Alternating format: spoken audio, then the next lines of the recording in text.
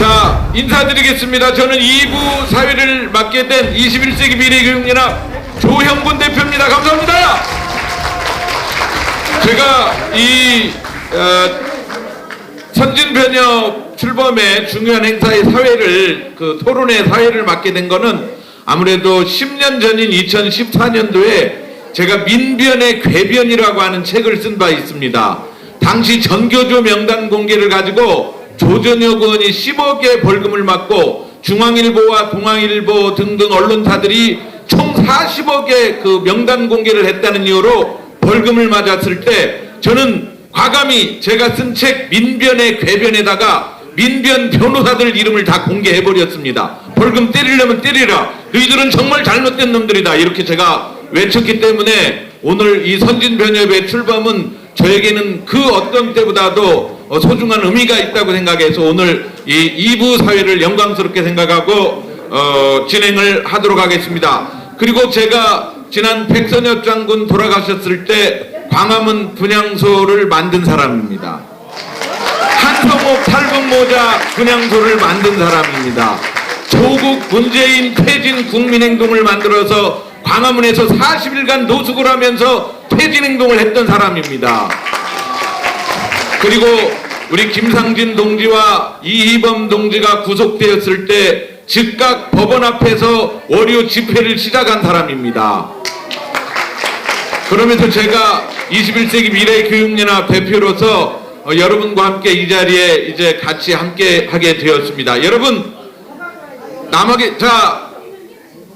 지금도 뭐 자료 가지고, 토론 자료 가지고 막 떠드는 분들이 있는데 이제 주목해 주시고 우리 발제 들어보도록 하겠습니다.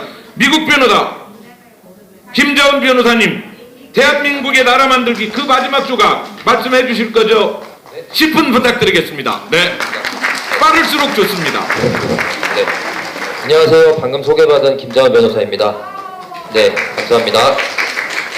여기 여러 기라성 같은 선배님들의 말씀을 들으니 마음이 참 좋으면서도 그 노고가 느껴져서 먹먹한 마음입니다. 개척자의 길은 매우 힘든 것이라고 생각합니다. 한 명이라도 앞서가는 사람이 있는 것과 없는 것은 엄청난 차이입니다. 할 수 있다는 증인이 되어주신 도태우 변호사님과 여러 선배님들께 깊은 감사를 드립니다. 네, 제가 사극을 참 좋아하는데요. 사극은 역사를 다루는 드라마입니다. 그리고 사극은 자신보다 큰 것을 위해 산 사람들의 이야기이고, 가장 큰 것을 욕망하는 자는 다른 모든 것들로부터 자유롭다는 것을 보여주는 그런 드라마입니다. 여기 계신 여러분 모두는 아무리 힘들어도 가장 큰 것인 자유를 갈망하시는 그런 자유로운 분들이라고 생각합니다. 진심으로 경의를 표합니다. 여러분과 함께 이 전쟁을 수행할 수 있어서 영광입니다. 발제 진행하도록 하겠습니다. 네, 시간 관계상 자료집에 자세한 내용이 나와 있으니까요. 제가 좀 생략하고 그렇게 진행하도록 하겠습니다. 네, 먼저 나라 만들기라는 관점입니다. 이영훈 교수님께서는 그에 져서 이영훈의 대한민국 역사에서 한 국민이 갖는 역사관의 중요성을 강조하면서 올바른 역사관의 정립을 위해서는 나라 만들기라는 관점이 필수적임을 강조했습니다.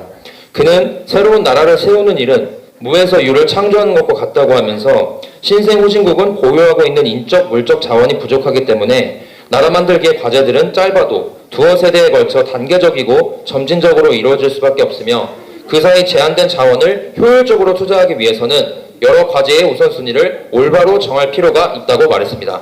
그에 따르면 이러한 우선순위의 설정은 순위가 뒤로 밀리는 분야로부터의 저항에 따른 필연적 정치적 긴장을 결과하는데, 나라 만들기가 성공하기 위해서는 이를 조정하고 해소할 수 있는 강력하고 유능하며 올바른 방향의 정치적 리더십이 필수적입니다. 제2차 세계대전 이후에 1960년대까지 수많은 국가가 있었지만 나라 만들기에 성공한 사례는 그리 많지 않습니다.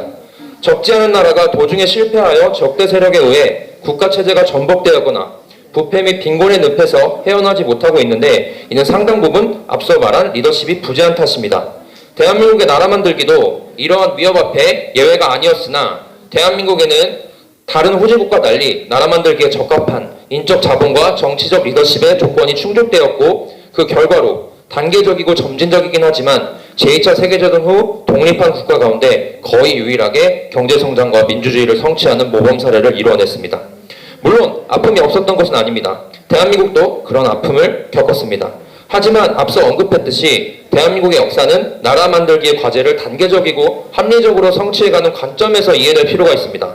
건국 이후 대한민국에서 벌어진 온갖 사건은 한 국민이 그들의 새로운 나라를 만들고 있다는 국면에서 보아야 그 역사적 의미가 온전하게 이해될 수 있을 것입니다. 그렇다면 지금 대한민국의 역사는 어느 국면을 지나고 있는 것일까요? 나라 만들기라는 역사적 과업에서 우리 세대가 담당해야 하는 역할은 무엇일까요? 대한민국은 이미 이제 명실상부 세계 최고의 선진국 중 하나이며 대한민국 국민은 국가에 종속된 상태를 벗어나 자유와 책임을 바탕으로 자신의 삶을 영위할 역량을 갖추었습니다. 즉 대한민국 국민은 이제 더 이상 일방적인 통치를 받으며 반응하는 백성이 아닌 나라를 통치하고 이끌어가는 자유시민인 것입니다. 자유시민이 이끌어가는 나라의 나라 만들기는 더 이상 카리스마를 갖춘 특정한 정치적 인격이나 일부 엘리트 세력의 전유물이 아니며 자유시민 모두는 그 격에 맞게 나라 만들기의 완성이라는 역사적 사명에 동참해야 할 의무가 있습니다. 즉 자유가 책임을 부르고 있고 시대가 시민을 부르고 있는 것입니다. 이러한 시대의 부름은 필연적으로 시민들의 자발적 결사체인 시민단체의 전면적인 부상을 결과합니다. 프랑스의 정치학자이자 역사가인 알렉시드 토쿠벨은 미국의 민주주의의 이론과 현실을 분석한 저서에서 당시에는 상상도 할 수 없는 사회적 평등이 이루어지고 신분적 차별이 없는 미국의 정치 제도를 보고 큰 충격을 받았다고 썼습니다. 그는 미국의 민주주의가 현대 민주주의의 기본 원칙인 주권재민을 바탕으로 하고 있다고 평가했고 결함투성이임에도 불구하고 그 제도를 높이 평가했습니다. 하지만 그는 탁월한 학자답게 민주주의의 본질적으로 내재된 위험성에 대해서 경고했는데요. 민주주의는 자연적으로 자유보다는 평등을 중시하므로 개인을 약하게, 국가를 극단적으로 강하게 만들 것이다. 결국 그들은 약한 국민과 강력한 국가가 될 것이다. 그렇다고 이 평등의 원리가 인간으로 하여금 과거와 같은 예속 상태로 나아갈지, 평등이 공급하는 새로운 이익을 얻는 쪽으로 나아갈지는 전적으로 현재 우리 자신의 노력 여하에 달려있다고 말하며 시민의 절대적 중요성을 강조했습니다. 즉, 한 사회가 자유로 나아갈 것이냐, 종속의 상태로 회귀할 것이냐는 결국 시민들에게 달려있다는 것입니다. 지식은 모든 자유인들에게 필수적인 관심사여야 하며 자유의 손실은 항상 사소한 것에서 시작된다는 미국 헌법의 아버지라 불리는 제임스 매디슨의 오래된 격언에서 알 수 있듯이 미국은 자유시민의 절대적 역할에 대한 인식을 바탕으로 작은 정부를 지향하면서 시민들의 자발적 결사체인 기업과 시민단체를 전면으로 부상시켜 미국의 나라 만들기를 완성하였습니다. 그렇다면 대한민국의 현실은 어떨까요? 대한민국만큼 좌우의 거리가 먼 나라는 없을 것입니다. 2008년 한미 자유무역협정을 둘러싼 갈등이 이듬해 국회에서 여야 간의 폭력 충돌로 이어진 직후 본격적인 정치 의제로 떠올랐습니다. 이때 이후 정치 양극화는 정당 정치나 의회 정치가 관용의 범위 밖으로 뛰쳐나가 정치가 해야 할 타협과 조정 대신 극단적 대립으로 치닫는 것을 가리키는 용어가 되었습니다. 또한 2019년에는 공직선거법 개정과 공수처법 제정을 둘러싼 여야 간 폭력 충돌이 발생하여 전체 국회의원 가운데 3분의 1이 넘는 109명이 고발되고 국회는 80일 이상 열리지 못했으며 야당은 국회를 떠나 광장에서 반대 집회를 이어갔습니다. 그 이후 지금까지 정치 양극화 없는 국회의 모습은 찾아볼 수 없게 되었고 이에 따른 당연한 논리적 귀결로 대한민국 정부 역시 정권이 교체될 때마다 휘청거렸고 이는 심각한 대내외적 불안정성으로 결과되었고 막대한 국가적 손실을 초래했습니다. 그런데 시민단체의 전면적인 부상을 얘기하면서 왜 정치를 논해야 하는 것인지 의문이실 것입니다. 저명한 정치 철학자로 시민사회와 시민단체에 대해 깊이 연구한 마이클 왈저 교수는 The Civil Society Argument라는 논문에서 시민사회를 공유된 관심사, 목적, 가치에 기반한 자발적 집단행동의 영역으로 정의하면서 시민사회의 제도적 형태는 국가, 가족, 시장과 구별되며 시민들은 국가와 시장 밖의 조직과 협회를 통해 집단적으로 행동한다고 설명했습니다. 더하여 왈저는 또 다른 저서 Spheres of Justice에서 이러한 시민단체는 시민사회의 풍부함과 다양성에 기여하며 민주적 가치와 사회적 결속을 증진하는 중요한 역할을 한다고 했습니다. 즉 이를 종합해보면 시민단체란 국민이 공통의 목적과 공유된 가치를 바탕으로 자발적으로 형성한 조직으로서 국가와 시장에 종속되지 않고 활동하며 국가와 시장으로부터 형성될 수 있는 시민사회의 풍부함과 다양성 및 민주적 가치와 사회적 결속을 저해할 가능성이 높은 거대 권력을 상대로 자유와 공공선을 지키기 위해 자발적으로 구성한 결사체라고 볼 수 있습니다. 여러분 18쪽입니다. 18쪽. 예, 계속해 주시죠. 네. 하지만 자유기업원에서 출판한 시민단체의 정치참여와 개혁 그 논리와 한계에 따르면 한국의 시민단체는 그 과도한 정치적 성향과 정치참여로 인해 논란을 빚고 있습니다. 동 자료에 따르면 시민단체의 과도한 정치참여와 초보화된 운동 방식은 필연적으로 시민사회 내부에서 적과 동지를 구분하는 편가르기를 조장하게 되고 그 결과 그쪽입니다. 시민사회의 통합보다는 분열을, 화합보다는 갈등을 양산할 가능성이 커지게 된다. 뿐만 아니라 이렇게 될 때 사회통합이나 신뢰와 같은 사회자본을 제공하는 시민단체의 순기능은 더 이상 기대할 수 없게 되는데 시민단체가 그들과 이념을 같이 하는 일부의 시민만을 껴안고 갈 때 시민단체의 배타적 행위 노선은 그들과 가치를 달리하는 다른 시민들의 진입을 가로막는 하나의 장벽이자 규제로 작용할 수밖에 없습니다. 불행히도 한국의 시민단체는 양극화된 정치를 따라 좌우로 크게 갈라져 권력에 대한 비판과 견제가 아닌 권력과의 공생을 택했고 그 순기능을 상당 부분 상실했습니다. 그렇기 때문에 이들 시민단체에 대한 분석과 비판도 부득이하게 정치적 좌우를 나누어 수행해야 하는 안타까운 상황이 초래된 것입니다. 본 발제의 목적과 지면의 한계상 진보 성향의 단체에 맞춰 건설적인 비판을 이어가고자 합니다. 첫 번째로 참여연대는 자체 홈페이지에 게시된 글에서 우리는 좋은 세상을 바라는 평범한 시민의 힘이 모일 때 세상은 바뀐다고 믿습니다. 특정 정치 세력이나 기업에 종속되지 않고 오직 시민의 힘으로 독립적인 활동을 하는 시민단체입니다라고 단체 소개를 하고 있습니다.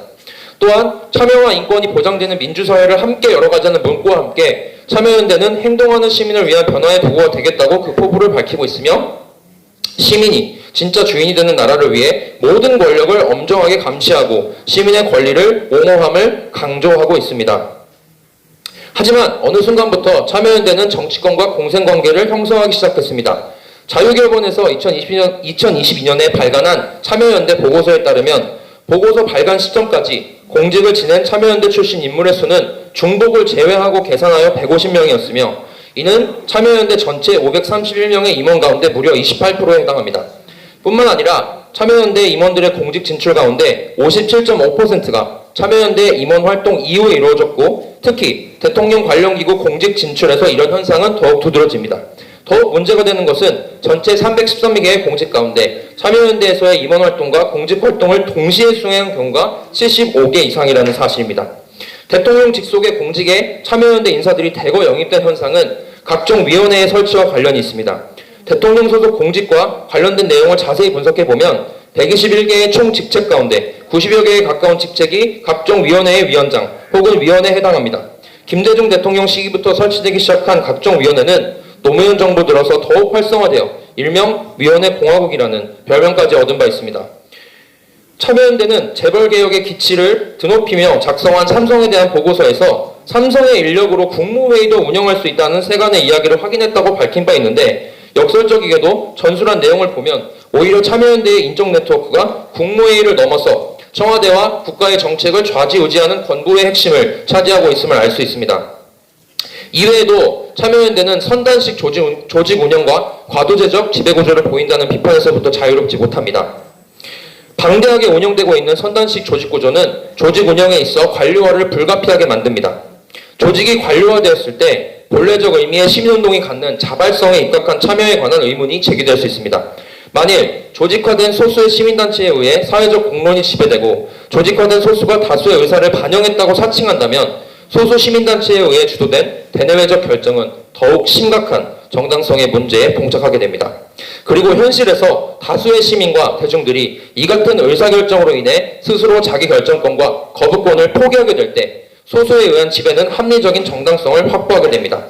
그러나 이러한 의사결정 구조 속에서 획득된 정당성과 이에 기초한 시민단체의 활동은 한편으로는 일방적 독성과 무책임으로 또 다른 한편으로는 무오류성의 환상과 지적 오만에 빠질 위험성이 크다는 점을 상기해야 할 것입니다.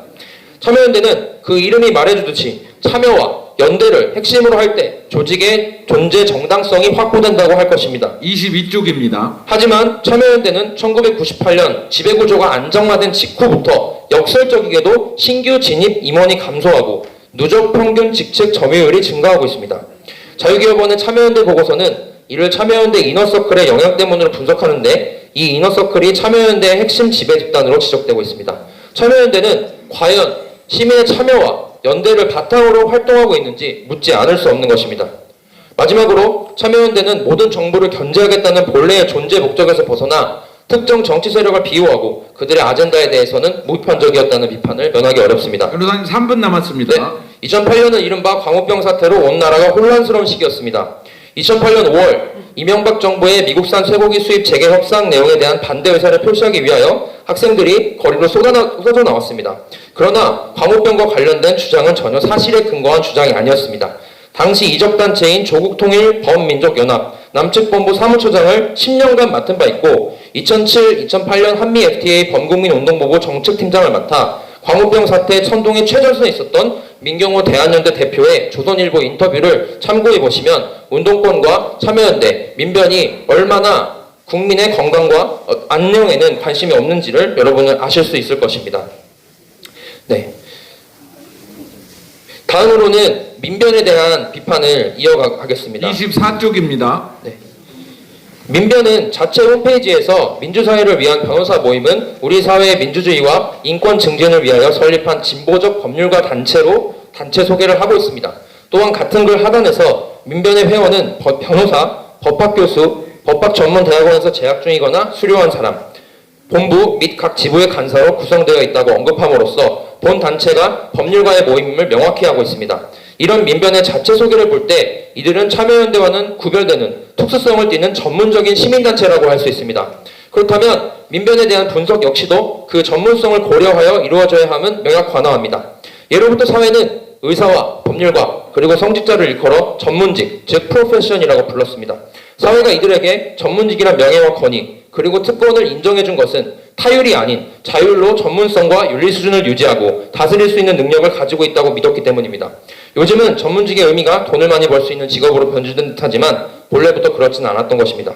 그 중에서도 특히 법률가의 역할은 엄청나게 중요했고 지금도 매우 중요합니다. 프리드리히 하이에크는 그의 명저 법, 입법 그리고 자유의 법은 자생적으로 생겨난 행동의 준칙을 법으로 제정한 것이며 개인의 자유라는 이상이 활짝 필 수 있도록 돕는 것이라고 말하며 법의 지배는 자유와 어긋나지 않는다고 썼습니다. 곧 법이란 한 국가에 속해 있는 개인들이 자유를 완전히 향유할 수 있도록 하기 위해서 존재한다는 것입니다.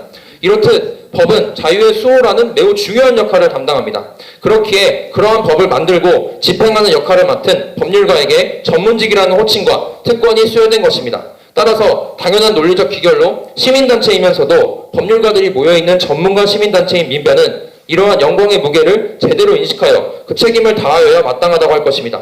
하지만 민변이 과연 그렇게 하고 있는지는 의문입니다. 시간이 없는 관계로 이하 내용 민변에 대한 비판은 조영권 선생님의 저서 민변의 궤변 3부, 민변과 공권력과 1부, 민변의 역사와 민변 사람들을 중심으로 제가 작성한 자료를 봐주시면 감사하겠습니다. 네, 마지막으로 민변의 핵심 회원들을 살펴보겠습니다. 민변의 대표적인 인물로는 노무현 전 대통령을 비롯하여 문재인 전 대통령, 박원순 전 서울시장, 박범계 전 법무부 장관, 강금실 전 법무부 장관, 고영구 전 국가정보원장, 김창국 전 국가민권위원회 위원장 등을 뽑을 수 있습니다. 동아일보는 이들을 기존 세력의 반기를 들고 새롭게 등장한 소수파들이라고 분석했으며 이들은 노무현 정권이 들어선 이후 아주 빠른 속도로 권력의 핵심을 차지했습니다. 이들은 정권이 바뀐 지 한참 지난 지금까지도 각계각층에서 지대한 영향력을 발휘하고 있습니다. 이들의 활동을 종합해보면 민변은 단순히 인권을 보호하는 변호사 단체에 머물러 있지 않습니다. 민변은 확연한 정치 집단이며 정권 획득과 유지를 목적으로 하는 단체임이 분명합니다. 민변에게 묻고 싶습니다. 민변은 정말 전문 법률가 단체가 맞습니까? 그렇다면 민변은 전문직답게 행동해야 할 것이고 전문가답게 스스로를 정화해야 할 것입니다. 민변은 시민단체가 맞습니까? 그렇다면 민변은 시민단체답게 행동해야 할 것이고 시민단체 본연의 역할을 감당해야 할 것입니다.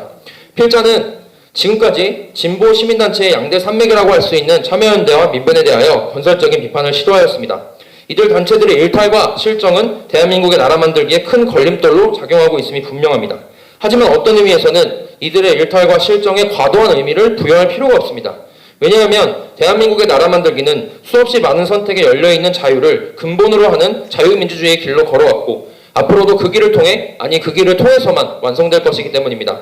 그들은 이러한 틀 안에서 그들의 선택을 한 것에 불과하고 더 본질적인 차원에서 보자면 이와 같은 해악은 자유민주주의 체제에 내재된 당연한 긴장일 것입니다. 건국 대통령께서는 건국 기념사에서 다음과 같이 자유민주주의에 대하여 국민에게 설명하셨습니다. 민주정치의 요소는 개인의 근본적인 자유를 보호하는 것입니다. 국민이나 정부는 항상 주의해서 개인의 언론과 집회와 종교와 사상 등 자유를 극력 보호해야 될 것입니다. 건국기념사의 이 구절은 자유민주주의의 핵심을 한 문장으로 표현하는 명문 중의 명문입니다. 자유가 있으려면 반드시 선택이 있어야 합니다. 그리고 그러한 선택은 때로는 번영의 뿌리가 되기도 하고 멸망의 불씨가 되기도 합니다. 하지만 진정한 자유민주주의는 그러한 수많은 옳기도 하고 그르기도 한 선택들을 자양분 삼아 피어나는 거룩한 꽃입니다. 건국 대통령께서는 건국기념사를 이어나가면서 다음과 같이 말씀하셨습니다. 어떤 나라이든지 자유를 사랑하는 지식계급의 진보적 사상을 가진 청년들이 정부에서 계단을 밟아 진행하는 일을 비평하는 패단이 종종 있는 터입니다. 이런 사람들의 언론과 행실을 듣고 보는 이들이 과도히 책망해서 위헌분자라 혹은 파괴자라고 판단하기 쉽습니다. 그러나 사상의 자유는 민주국가의 기본적 요소이므로 자유 권리를 상용하여 남과 대치되는 의사를 발표하는 사람들을 포용해야 할 것입니다. 만일 그렇지 못해서 이런 사람들을 탄압한다면 이것은 남의 사상을 존중해야 하며 남의 이론을 철거하는 원칙의 위반일 것입니다. 그러므로 시비와 선악이 항상 싸우는 이 세상에 우리는 의로운 자가 불의를 항상 이기는 법을 확실히 믿어서 흔들리지 말아야 될 것입니다.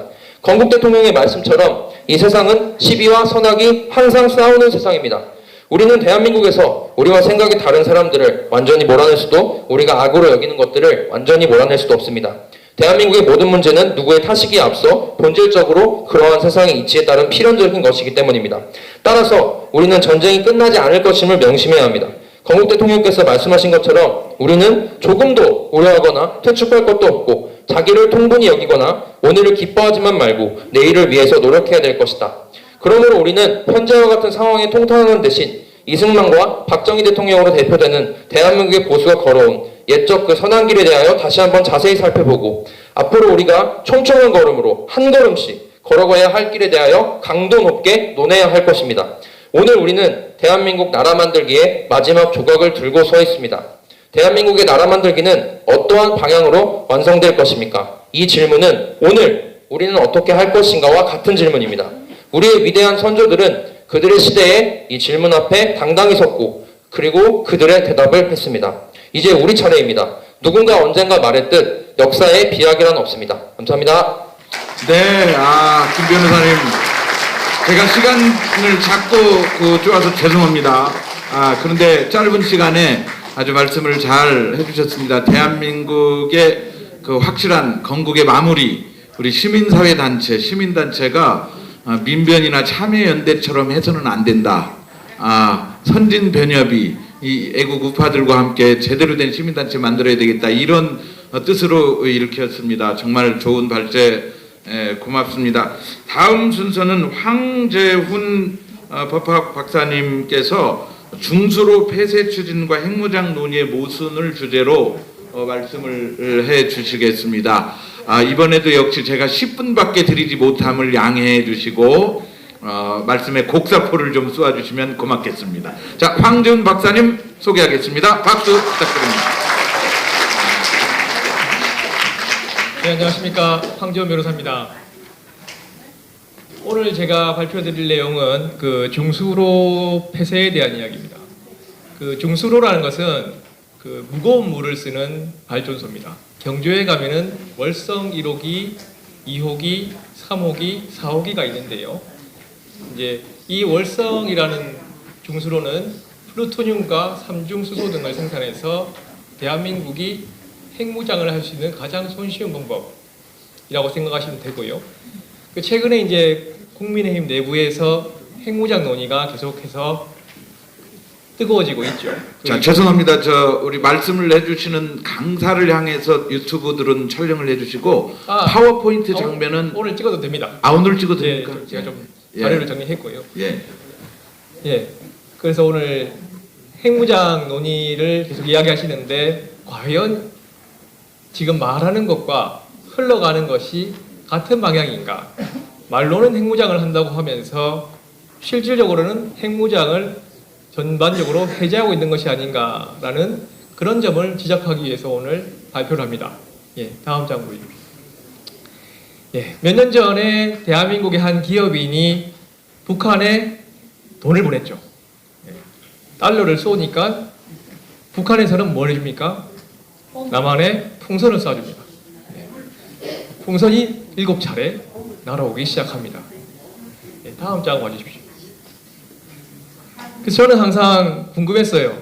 USB에 뭐가 들었을까 궁금했고, 특히 작년에 이제 갑자기 북핵 전문가, IAEA 북핵 전문가 출신 전문가가 북한에서 삼중수소가 생산되기 시작하는 것 같다 라는 이야기를 해서, 아니 어떻게 북한에서 다시 이거를 생산을 할까 라는 의문을 가지기 시작했습니다. 그래서 올해 초부터 북핵 문제에 대해서 굉장히 관심을 가지고 있었고요. 그리고 3월이 되니까 똑같은 분이 북한에서 규모가 줄어드는 전술핵이라는 것을 이제 만들기 시작한다라고 해서 혹시 우리나라의 전략물자가 나간 게 있나? 라고 확인을 해봤습니다. 다음 장 보시죠. 예, 봤더니 2021년이죠. 예, 저희가 대통령 선거를 한참 준비하고 있을 때 한수원에서는 중수를 수출합니다. 어디로? 중국으로. 중국으로 전략물자인 중수 80톤을 80톤입니다. 80톤. 80톤을 킬로그램당 단돈 5만 원에 예, 아주 싸게 팝니다. 그래서 제가 궁금해서 많은 의문을 가지고 있었는데 어떤 분이 정보 공개를 했어요. 국내 기업에도 중수를 파느냐 했더니 국내 기업에는 팔지 않습니다. 정보도 줄 수 없습니다. 라고 대답을 합니다. 너무 이상하죠? 그래서 제가 중수가 나가면은 중수는 영어로 듀테리움이라고 합니다. D로 시작하죠. 그리고 삼중수소는 트리튬입니다. 그리고 이 D와 T가 만나면은 수소폭탄이 됩니다. 그래서 중수가 나갔으니까 삼중수소도 나갔겠지라고 했더니 다음 페이지 보실까요? 일단 그건 뒤에 얘기 드리고요. 이런 의문을 가지고 있는데 갑자기 저의 의문이 갑자기 IAEA에서 북핵이 지금 심상치 않다라고 하면서 총장이 얘기하길래 믿을 수가 없었어요. 그리고 갑자기 또 러시아가 오더니 북한에 군사기술을 줄 수도 있다고 하니까 한마디 잠이 안 왔습니다. 그래서 제가 삼중수소는 꼭 봐야겠다 해서 보게 되었죠. 네, 다음 페이지도 볼까요? 네, 그리고 제가 이런 의문을 가지고 있는데 갑자기 이제 국민의힘에서는 핵무장을 해야 된다 라고 하면서 이제 월성 중수로의 중요성을 점차 깨닫기 시작하는 겁니다. 월성 중수로가 무엇입니까? 박정희 대통령 때 도입한 사실은 핵무장의 가장 기본적인 군가시설이죠. 그래서 어떤 당대표 후보는 핵무장을 해야 된다. 어떤 분들은 준비만 해야 된다. 이런 얘기를 하고 있습니다. 네, 다음 페이지 볼까요? 네, 실제로 박정희 대통령께서는 대한민국 핵무장을 위해서 두 가지를 준비하셨어요. 첫 번째는 월성 중수로입니다. 바로 월성 1호기죠. 경제성 조장으로 지금 해체될 위기에 처한 원자로입니다. 다른 하나는 무엇이냐? 바로 제철입니다. 제철이는 어디서? 바로 프랑스입니다. 프랑스가 제철이로 앞서 있으니까 프랑스로부터 제철이를 받아오고 캐나다로부터는 중수로를 받아와서 대한민국 핵무장을 해야겠다 라고 생각해서 박정희 대통령께서 두 개를 추진하셨습니다. 예, 누가 방해했을까요? 미국입니다. 미국에서 차관을 놓고 돈을 빌려주니 안 빌려주니 하면서 압박을 합니다. 그래서 두 개 다 하지는 못하고 제철이는 포기하고 그럼 월성 1호기만 하자. 월성 1호기는 전기도 만들 수 있으니까 군사적 목적도 있으니까 월성 1호기만 하자라고 합니다. 그래서 이런 자료도 보내시고 그 여러 가지 이제 자료도 받아왔죠. 그렇게 이렇게 했는데 다음 페이지 볼까요? 예, 그래서 제철이 시설도 도입을 하려고 했으나 막혔고요. 월성 1호기가 이렇게 돌아가고 있었는데 전 정권에서 이제 폐쇄를 시켰죠. 예, 누가 시켰는지는 저는 대충 감이 오는데 예, 다음 페이지를 보겠습니다. 예, 그래서 6월 11일에는 제가 중수 수출한 거를 고발을 했습니다. 업무상 배임으로 고발을 했고요. 또 다음 페이지 한번 볼까요? 요거 말씀드리기 전에는 이제 6월 11일에는 제가 중수 고발을 했고요. 7월 11일이죠. 저번 주입니다. 저번 주에는 제가 삼중수소 배임을 고발했습니다.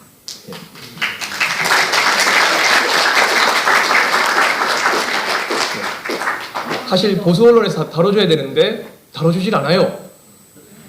안 다뤄줍니다. 예. 삼중수소가 40g이 이제 한수원에서 판매가 됐습니다. 되었는데 원래 공식 단가는 소량 판매일 때 그램당 12만 달러, 1억 6천 정도인데 3,400만 원 정도의 한수원의 1차 벤더사의 자회사의 정관이 들어간 회사에 값싸게 팔렸습니다. 그리고 그 회사는 올해 3월에 갑자기 원자력안전위원회에 우리는 이 삼중수소를 수출하려고 합니다. 라는 것을 전제로 허가를 받습니다. 예. 그리고 뭐 여기까지 일단 지금 국내 현황이고요.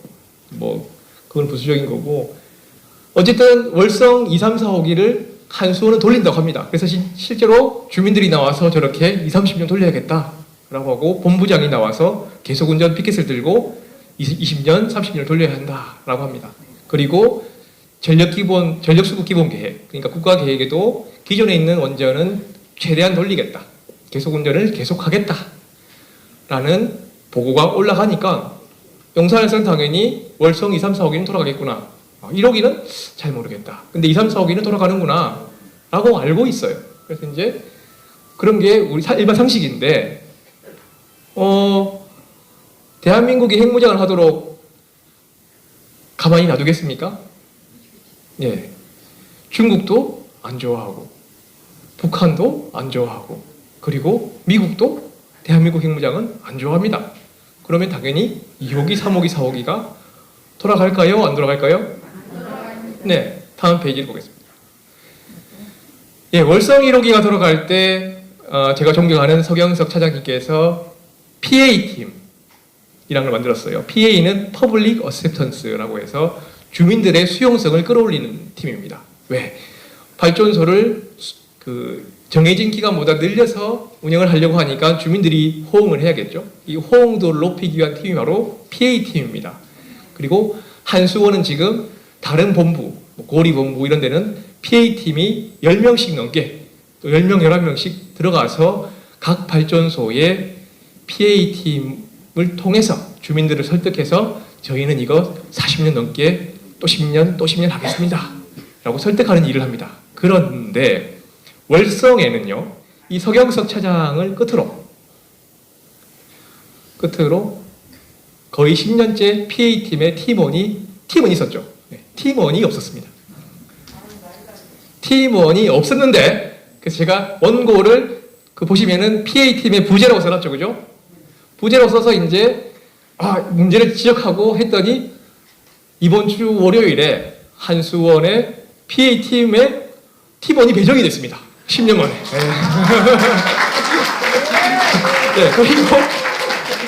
네, 그리고 그저께인가 또 한 명이 또 팀원이 또 배정이 또 됐대요. 이 2명이 됐습니다. 네, 축하해 주십시오.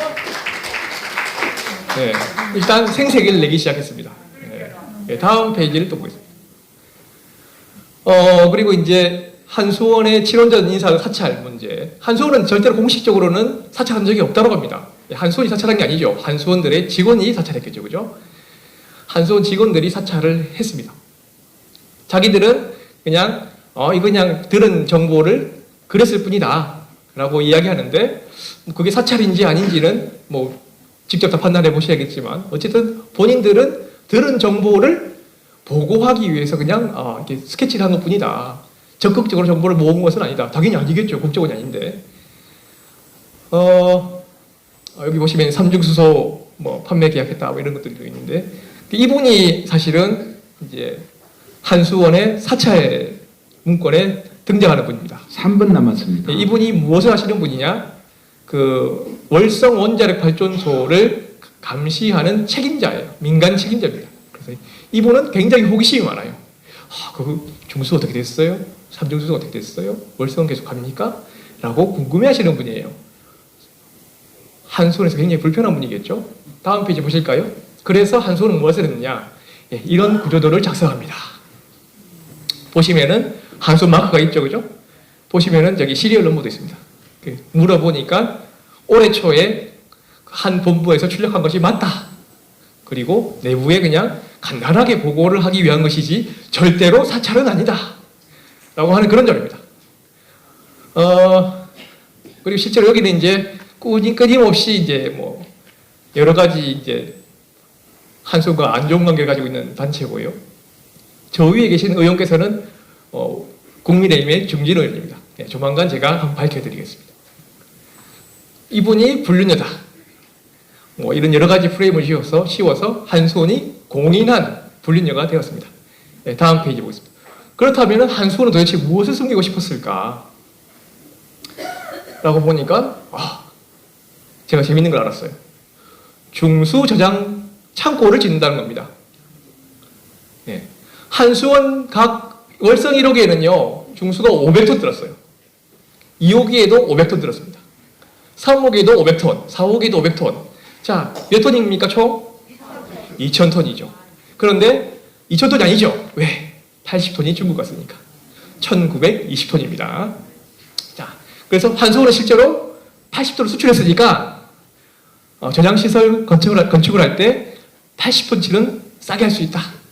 이런 얘기를 합니다. 다음 페이지 볼까요? 그래서 이제 계산을 해보면은 한수원을 말대로 월성 1호기만 폐쇄하면은 드럼통이 총 2100개 필요해요. 한 드럼통 200리터거든요. 예. 그러니까 400개를 담아서 팔았겠죠, 중국에. 80톤이니까. 2100개의 창고를 지어야 됩니다. 그런데 저는 생각해봤죠. 그럴 리가 있나. 중국도 싫어하고 북한도 싫어하고 미국도 싫어하는데 설마 쟤들이 2100개만 하겠어? 나 같으면 10,000개나 할 것 같은데. 다음 페이지 볼까요? 다음 페이지 보십시오. 이런 제보가 들어왔어요. 읽어보실까요? 중서 저장 드럼 1만 개죠. 예. 1만 개입니다. 1만 개니까 몇 톤이죠? 2000톤입니다. 2000톤이니까 월성 1호기, 2호기, 3호기, 4호기 중수를 모두 빼서 어떻게 할까요? 예, 저는 알 수가 없죠. 그런데 결코 지금 하지 않습니다. 언제 할까요? 착공식까지 직접 볼까요? 7월이죠. 예. 지금 현 사장의 임기가 끝나고 후임 사장이 새로 부임할 때겠죠. 예. 새로운 사장이 3년을 하면은 이 정권은 끝이 나니까요.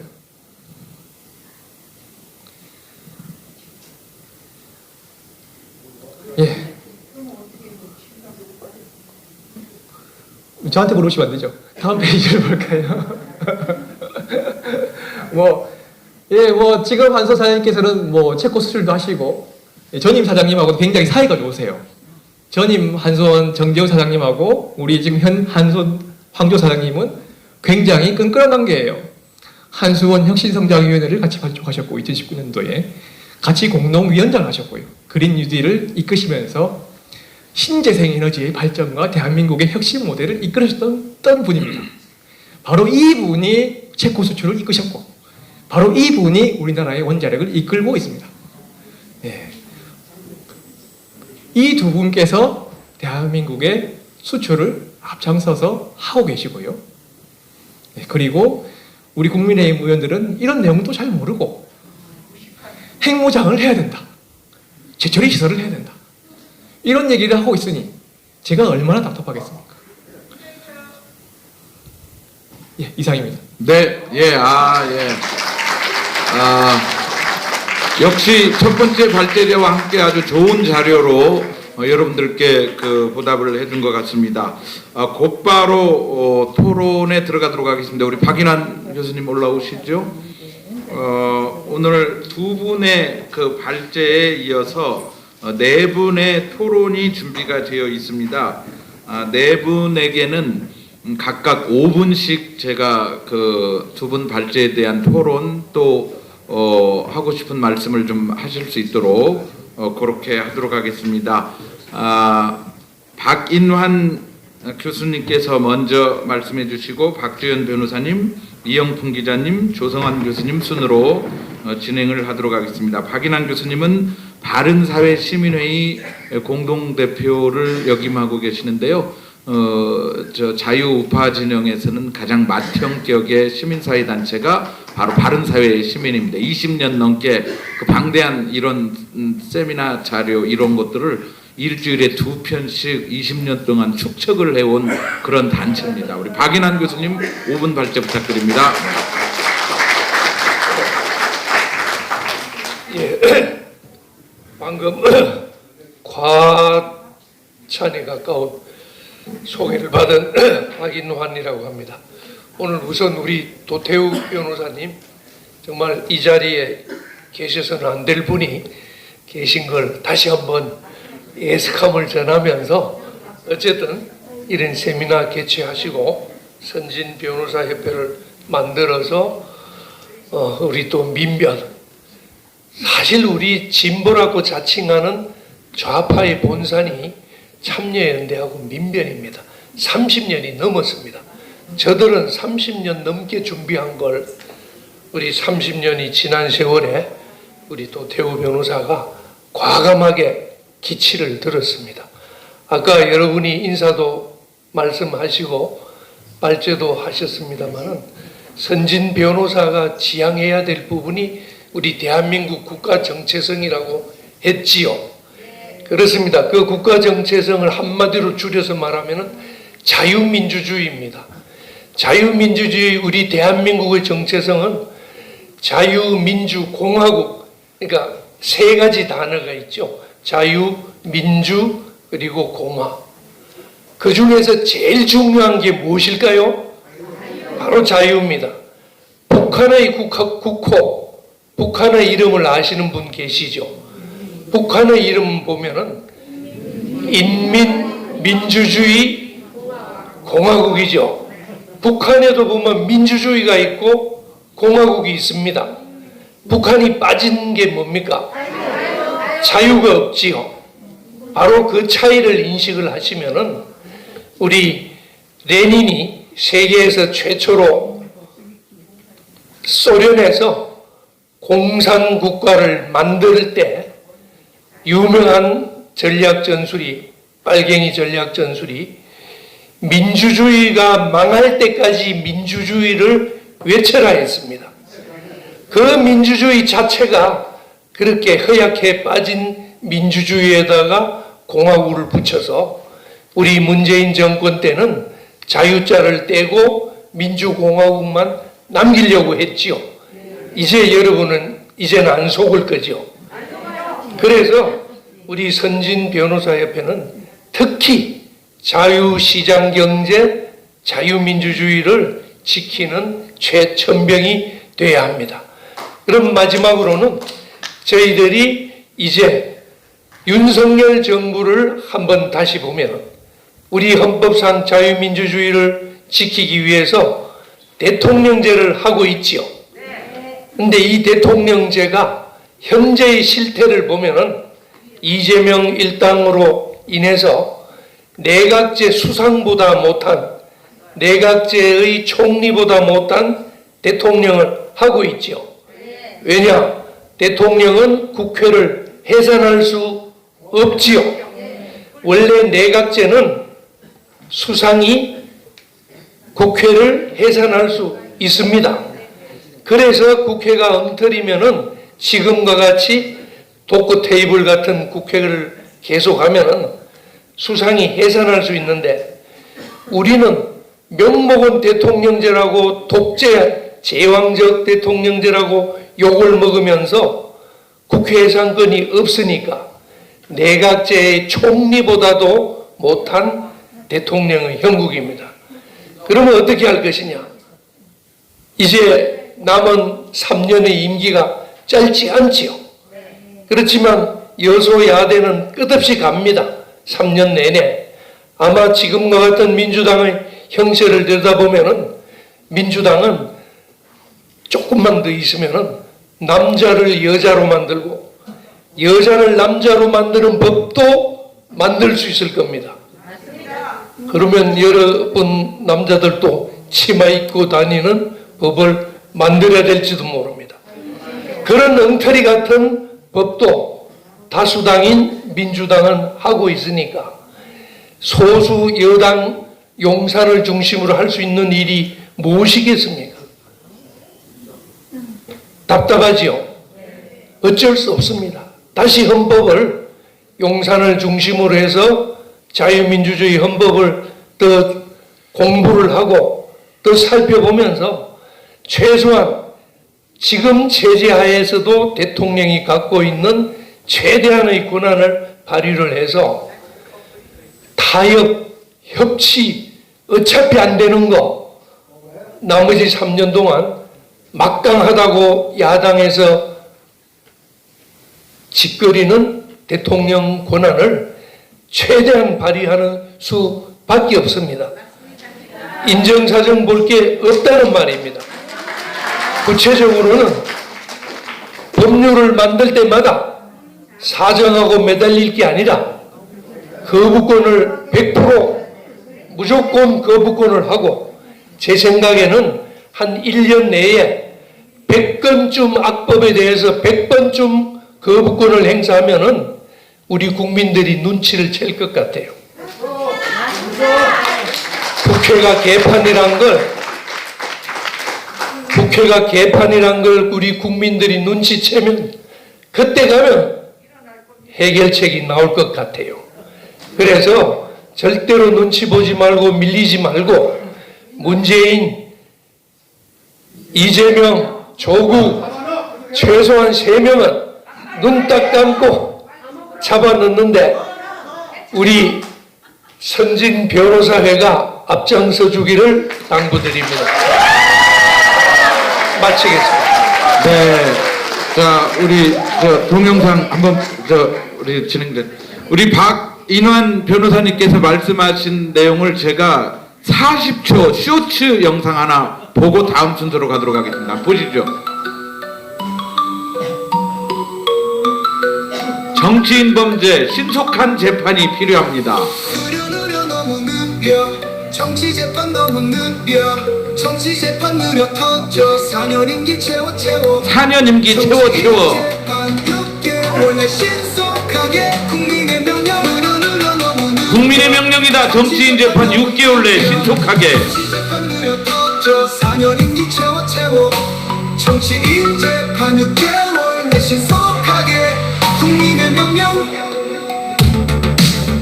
정치인 범죄 신속재판법, 신속한 기소와 재판 절차, 특별재판부 구성, 범죄 혐의 시 직무 정지. 39초 동영상 어제 제가 만든 겁니다. 박인환 변호사님 이 내용 맞죠? 예, 여러분들 이따가 노래도 좋아요? 제가 작곡한 건 아니고 인공지능이 했습니다. 예.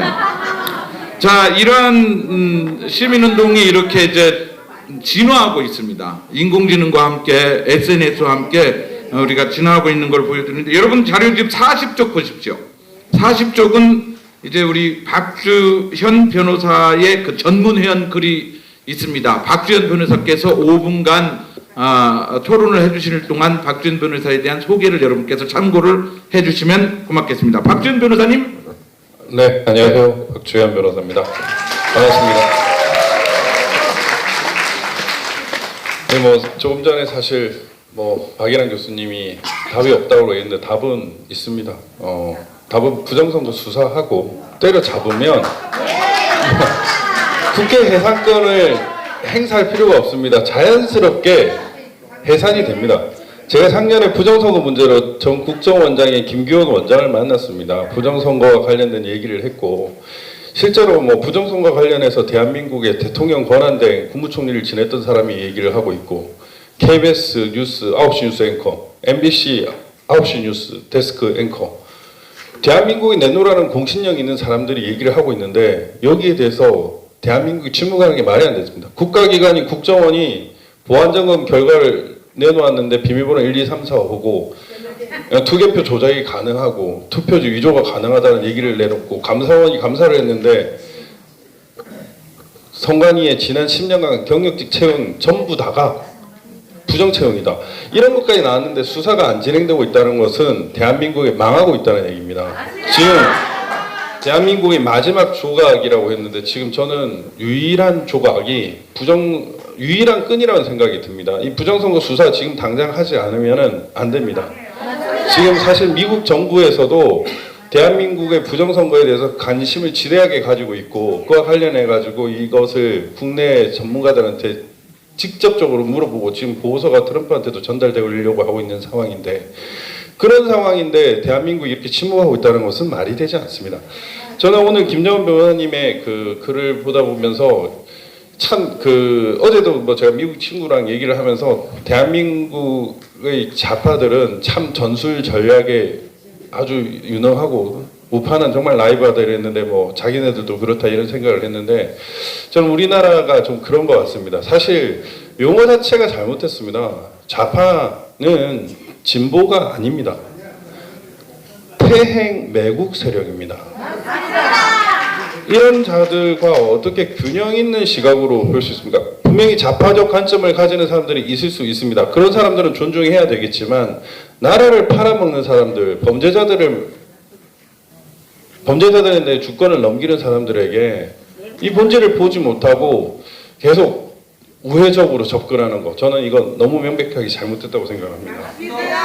그래서 저는 뭐 과거부터 그런 생각을 했는데 보수와 진보, 저는 이 용어 자체 잘못됐다고 생각합니다. 보수와 퇴행 세력 혹은 저는 개인적으로는 스스로가 진보 우파라고 생각을 하는데 이 진보적인 말은 그냥 수식 용어로 생각을 하고 있고 이 퇴행 매국 세력들은 대한민국에서 도려내야 됩니다. 대한민국의 암적인 존재라고 생각을 합니다. 그래서 조금 그런 부분이 좀 아쉽다는 생각이 들고 어제 한동훈이라는 사람, 뭐 박연한 교수님께서 아까 조국하고 뭐 문재인하고 이재명 얘기했는데 거기 이준석도 들어가야 되겠죠. 그리고 저는 요즘에 상당히 위험한 인물 한동훈을 생각을 하고 있습니다.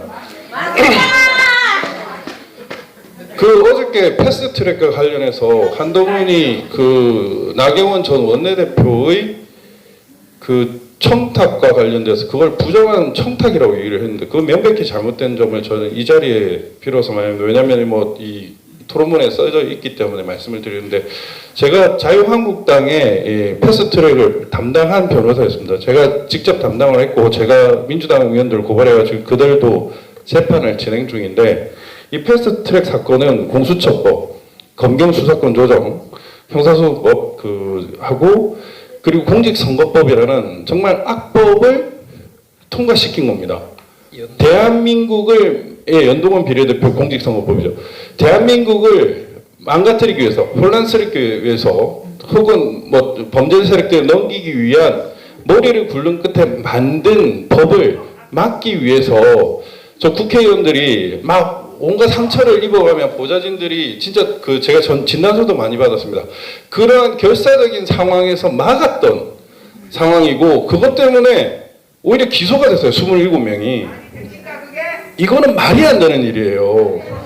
근데 더 웃긴 건 뭐였냐면 그 3법이 통과되자마자 얼마 안 돼서 바로 기소가 됐다는 겁니다. 그 당시에 실제로 나경원 원내대표하고 황교안 총리 말고는 진술을 한 사람이 거의 없어요. 비제 신문조차도 진행을 안 되고 그냥 일괄적으로 기소를 해가지고 정치인들의 발을 묶어버렸던 사건이에요. 그래서 지금까지 재판이 진행되고 있고 그 재판 속에서 뭐가 일어나고 있냐면 재판에서 수사를 하고 있는 상황입니다. 제가 그래서 이런 재판 왜 하냐고 맨날 얘기를 하고 있고 공소 취소해야 된다고 계속 얘기를 해왔던 사건이에요. 그런데 공소 취소가 계속 안 되는 거예요. 왜 윤석열한테 얘기하면 되지 않냐, 윤 대통령한테. 근데 제가 어제 그 방송을 보니까 그 한동훈이라는 작자가 그런 사고를 하고 있으니까 이게 안 되는 겁니다. 이게 개인 사건입니까? 비리 사건입니까? 절대 그렇지 않아요. 이런 걸 가지고 개인 부정청탁? 말이 안 되는 거예요. 저희가 살펴보다 보니까 한동훈이가 그 당시에 반부패 부장을 했더라고요. 대검찰청. 반부패 부장하면서 그 공수처 사건, 이 지금 패스트트랙 사건을 지휘한 그런 식으로 지금 보이는데 이거는 명백히 잘못된 일입니다. 저는 그걸 보면서 저는 너무 화가 났고 실제로 사전투표 독려를 했죠. 네. 왜냐하면은 제가 대통령실, 행안부 장관, 국정원 다 얘기를 했습니다. 최소한 인쇄날임을 막아달라. 프린트는 찍어달라. 안 하면 안 돼. 그 행안부 장관이 투표 관리관들한테 너네 도장 찍으라고 얘기만 하면 끝날 문제다라고 얘기를 했는데도 그것조차 관철이 안 됐어요. 대통령실에서 그렇게 푸시를 하니까 한동훈이 그걸 알고 사전투표 인쇄 날에는 묘하게 쇼를 했는 것 같은데 하나도 못 막았습니다. 그러면서 사전투표를 장려를 해가지고 이번에 4.10 총선은 4.15 총선보다 더 큰 부정이 있었습니다. 물론 윤통 마음에 안 드는 측면 많습니다. 부정선거 수사면 인기도 올라갈 텐데 안 하고 있는데 그럼에도 불구하고 이재명한테 사람들이 표를 찍겠습니까? 곧 깜빵갈 조국한테 표를 찍겠습니까? 그렇지 않아요. 근데 이 부정선거 범죄자들은 이 여론을 왜곡하고 민심을 왜곡하고 있는 겁니다. 이 사람들은 사람들의 민심을 보지 않습니다. 정리 부탁드립니다. 예, 조작하는 사람들만 보고 있는 겁니다. 그러니까 대한민국이 진짜 멸망하기 끝나는 중이에요. 제가 얼마 전에 특감실에 있었던 선배 하나 그 경찰 간부인데 만났는데 본인이 그걸 느낀다는 거예요. 대한민국 진짜 망하기 일보 직전이라고. 범죄자 판치고 가상화폐 거래소 정치 자금으로 들어가고 너무 엉망입니다. 이것을 바로 뿌리 뽑는 방법은 바로 부정선거 수사입니다. 지금 제가 오늘 월성 1호기 이거 보면서 상당히 와 이것도 정말 제대로 들여다봐야 되겠구나 하는 사건을 느끼는데 곳곳마다 용의 주도하게 대한민국을 갉아먹고 중국이나 북한에 대한민국의 유력 자산들을 넘기는 일들이 일어나고 있습니다. 이건 우리가 막아야 됩니다. 그 출발점은 저는 부정선거 수사라고 생각합니다. 네, 감사합니다. 네, 고맙습니다. 박준 변호사님.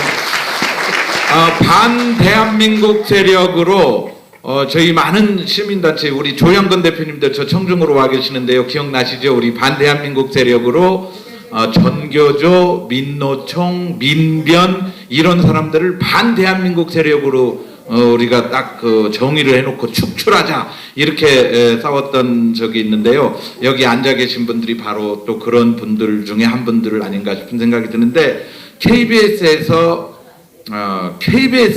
또 민노총과 언론노조와 싸우다가 해직당하고 지금 현재 외롭게 싸우고 있지만 여러분들께서 또 지켜주고 계시는 이영풍 기자님 5분 여러분 큰 박수로 모시도록 하겠습니다. 네, 잘 들리시죠? 네. 제가 여기서 그 토론 발제할 때 앉아 계시는 분들 뭐 하시는지 제가 다 봤습니다. 근데 굉장히 눈빛이 살아 계시고 집중을 잘 하시고 시간이 많이 흘렀는데도 불구하고 지금 남아 계신 들 보니까 엑기스 중에 엑기스 아마 굉장히 지도자급 요주의 인물들만 남아 계신 것 같은데 그래서 제가 좀 심각한 이야기를 좀 드리겠습니다. 먼저 그 두 분 토론 발제자들에 대한 이야기를 먼저 간략하게 드리면 아무래도 이분들이 먼저 발제를 하셨기 때문에 그 부분에 대한 언급을 약간 해주는 것이 또 토론자의 예의로해서 우리 김자훈 미국 변호사님하고 황재훈 변호사님 나라 지키기하고 중수 관련 설명을 해주셨는데요. 되게 감사합니다. 중수 관련은 스카이 데일리에 대대적으로 보도된 바가 있습니다. 그래서 굉장히 좀 주목을 모으고 있는 사건이고 나라 지키기 말씀 잘 들었고요. 저는 나라 만들기보다는 지금 나라 지키기가 더 시급하다 이런 말씀을 드립니다.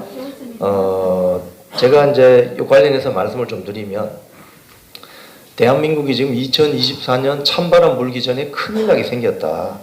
그걸 제가 좀 설명을 드릴게요.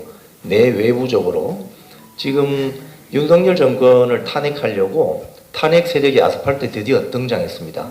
지난 13일 광화문에서 집회를 시작했는데요. 경찰 주산 한 3,000명 나왔습니다. 거기에 나온 사람들의 면면을 잘 보셔야 돼요. 좌파들은요. 우리가 연구를 좀 해야 됩니다. 맞습니다. 우파들이 잘못한 게 뭔지 아세요? 기록을 안 해요. 기록을. 문재인 정권 5년 동안 어떻게 우파 인사들을 적폐청산하고 탄압하고 몰아냈는지 기록을 잘 안 해요. 각 분야별로. 지금 언론 분야도 기록이 잘 안 돼 있습니다. 책으로 만들어야 돼요. 책으로. 좌파들은 그걸 책으로 만들어요. 그리고 시간이 지나면 그걸 왜곡합니다. 그래서 나중에 되면 솔방울로 수류탄을 던지시고 이렇게 됩니다. 걔들은. 우파들이 게을러요. 지금 제가 좀 우파 진영에서 활동을 많이 하지만 제가 우파 진영에 대해서 좀 쓴소리를 오늘 좀 하겠습니다. 굉장히 게을러요. 기록을 안 해요. 그리고 정권 바뀌면 나타나가지고 저 이거 만주에서 독립운동했습니다. 근데 알고 봤더니 만주 개장수들이야. 개 팔던 사람들이 나타나가지고 만주에서 독립운동했다고요. 지난번 4.10 총선도 마찬가지예요. 특히 비례대표를 선정할 때 딱 하나만 물어보면 됩니다. 문재인 정권 5년 동안 너 어디서 무엇을 했냐? 그게 기준이에요, 기준. 근데 출처불명의 인사들이 다 금배지 달고 들어갔죠. 저 공천 취소시키고.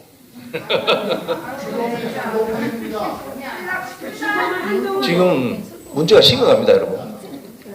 찬바람이 불기 전에 왜 문제가 생기느냐?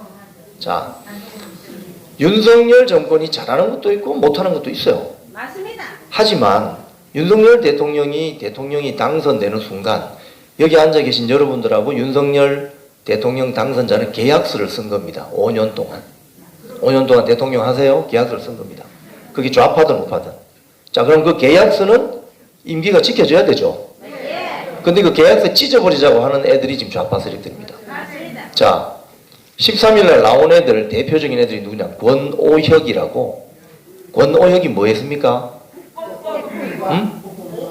요번에 국회에 윤 대통령 탄핵, 국회가 탄핵 소추안 내라고 국민청원 낸 자입니다. 지금 140만 명 됐습니다. 140만 명.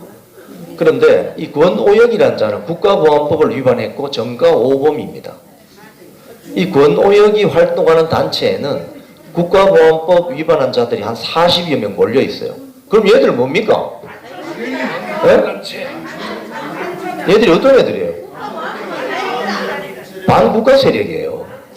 즉 종북 주사파들. 얘들이 뭐 저기 가서 지령받는지 어떻게 알아요, 그걸?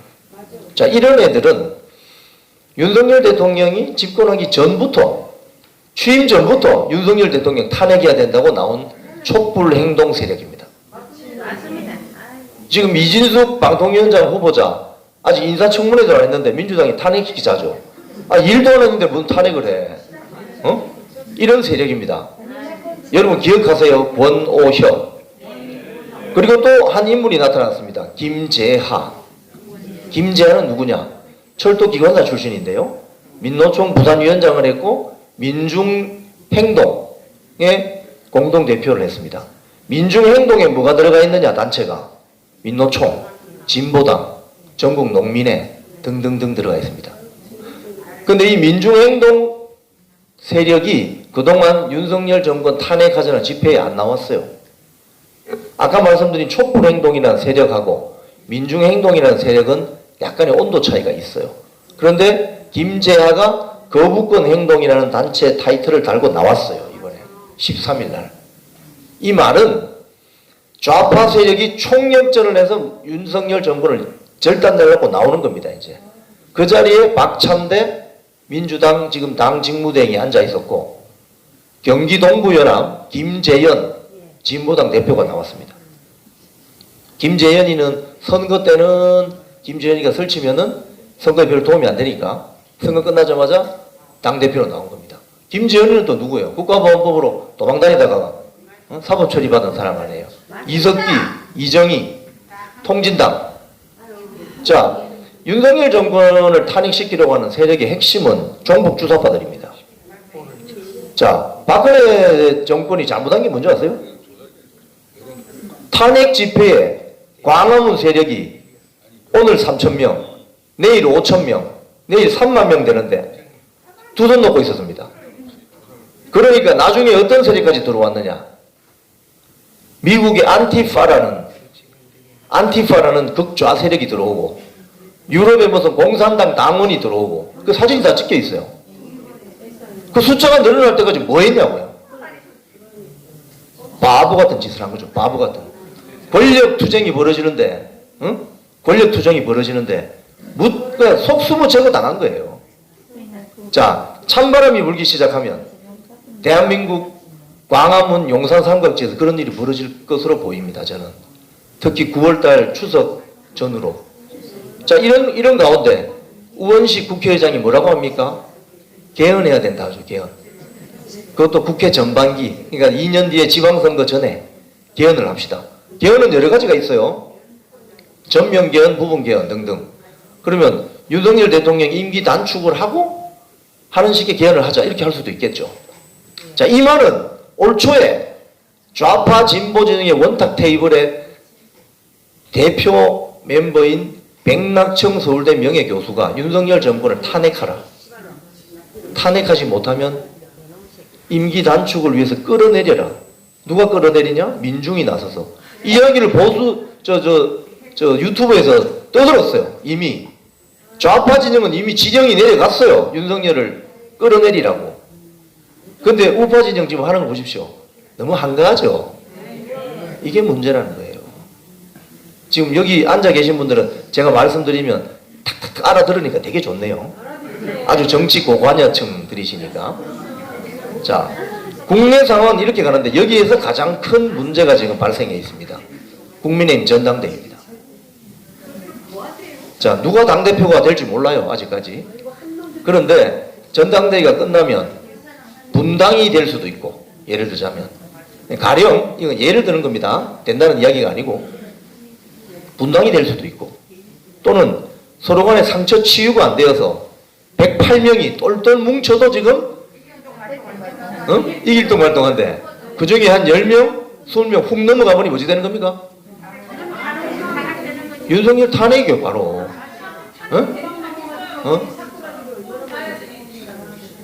그렇게 되면은 어떻게 되느냐? 방금 한 분이 말씀하셨는데 정치 허무주의에 빠지시면 안 됩니다. 극좌 세력이 노리는 것은 바로 그런 정치 허무주의예요. 무슨 소리냐? 최선이 아니더라도 차선을 찾아가야 됩니다. 만약에 탄핵되죠. 윤석열 정권 탄핵되죠. 그러면은 그냥 그 잘했다. 그럼 다시 선거에서 이렇게 할 것 같아요? 박근혜 대통령 탄핵 때 안 봤습니까? 네? 1000명 가까이 수사하고 100명 가까이 잡아들이고 뭐 5명이 자살했죠. 그래서 그 자리를 누가 차지했습니까? 대한민국 헌정이 무너지는 거예요. 그래서 윤석열이 좋든 싫든 임기 5년 우리하고 계약서 선거는 지켜줘야 된다 이 말입니다. 1분 남았습니다. 자, 그 다음에 외부 상황을 좀 말씀드릴게요. 지금 우리나라가요 한반도 천동설 믿는 사람이 너무 많습니다. 한반도를 중심으로 세계가 돌아간다고 이 착각을 하는 사람들이 너무 많다고요. 무슨 소리냐? 북한과 러시아가 밀착됐습니다. 자칫 잘못하면 여기 계신 분들 돌아가시기 전에 한반도 상공에 러시아 전략 폭격기가 날아다닐 날이 올 수도 있어요. 핵무기 실험. 오면 안 되는데? 그건 우리하고 상관이 없는 이야기예요. 그건 우리하고 상관이 없는 이야기예요. 우리가 원하든 원치 않든 날아올 수가 있어요. 자, 그리고 갑자기 독일 애들이 일본하고 지금 엄청 친해지고 있습니다. 왜? 러시아가 힘이 세지면 제일 피곤해하는 애들이 독일 애들입니다. 그래서 80년 전에 삼국 동맹을 맺은 나라가 독일, 히틀러, 이탈리아, 무솔리니, 일본 일왕입니다. 그게 지금 80년 만에 똑같은 일이 지금 반복되고 있어요. 지금. 그 말은 무슨 소리냐? 우리 대한민국의 의사와 상관없이 국제 지정 이 외교관계가 복잡하게 돌아가고 있다는 거예요. 북한, 러시아가 밀착되면은 중국이 언론 보도는 그렇게 이야기하죠. 중국이 약간 소외되어서 뿔 났을 것이다. 그렇지 않습니다. 그건 무슨 소리인지 아세요? 북한과 러시아가 누구의 발목을 잡는다?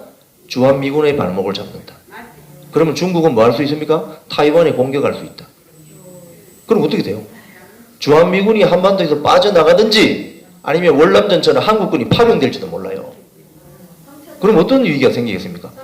우리가 생각하지 못하는 안보 위기가 발생합니다. 이런 것들이 지금 6개월, 1년 안에 벌어질 수가 있어요. 지금. 무슨 말인지 알겠어요? 이해되시죠? 그래서 지금 그럼 우리는 뭘 해야 되냐? 지금 너무 거창한 이야기 할 거 없습니다.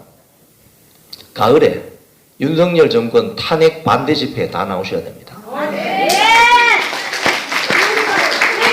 변호사 단체는 법적인 투쟁을 하고 현장에도 나오시고 여기 계신 분들 또 여기 계신 분들 친구들 손잡고 다 나오셔야 됩니다. 가을에. 자, 그런데 문제는 자체를 잘 짜야 되잖아요. 그럼 제일 문제는 제가 걱정되는 거는 국민의힘 108명의 국회의원들입니다. 지금도 아스팔트에 안 나오잖아. 그럼 그때 되면 나올까? 한 10명만 넘어가 버리면은 이게 문제라는 거예요. 그래서 여러분들이 사시는 지역구 국회의원, 여러분이 사시는 곳의 지역구 국회의원 감시를 잘해야 됩니다. 그래서 필요하면 전화도 하고, 오늘 뭐 조정원 의원 왔지만은 마포에 사시는 분은 조정원 의원한테 전화하고, 뭐 당선은 안 됐지만 당협위원장이 있으면 전화를 해서 감시를 잘 하셔야 돼요. 그렇지 않으면 또 넘어갑니다. 전 여기까지 말씀드립니다. 네, 고맙습니다. 우리에게 또 여러 가지 그 대비를 좀 잘 하라고 얘기를 해주셨고, 발제제에 대한 그 답변도 좀 준비를 해달라고 말씀을 해주신 이영풍 기자님 고맙습니다. 이제 마지막 토론자분이신데요. 문재인 정부 5년 동안 국가에 그 아무것도 기여한 게 없고 해악을 끼친 그 문재인 정권이었어요. 그렇죠? 그런데 대학 교수님들이 말이죠, 세 분이 모여서 대학 교수 협의회도 잘 안 만드는, 전부 다 혼자서 잘나신 분들이 대학 교수님들이거든요. 근데 문재인 정부가 얼마나 교수님들을 화나게 했던지 무려 7,000명이 모여서 사회 정의를 위한 전국 교수 모임 정교모를 만들게 했어요. 그래서 이 정교모에서 만든 각종 시국 성명 이런 것들이 우리 그 시민운동에 또 나라를 제대로 지켜나가기 위한 운동에 아주 큰 밑거름이 되고 있는 정교모를 이끌고 계시는 공동대표님이십니다. 조성환 교수님, 여러분 큰 박수 부탁드리겠습니다.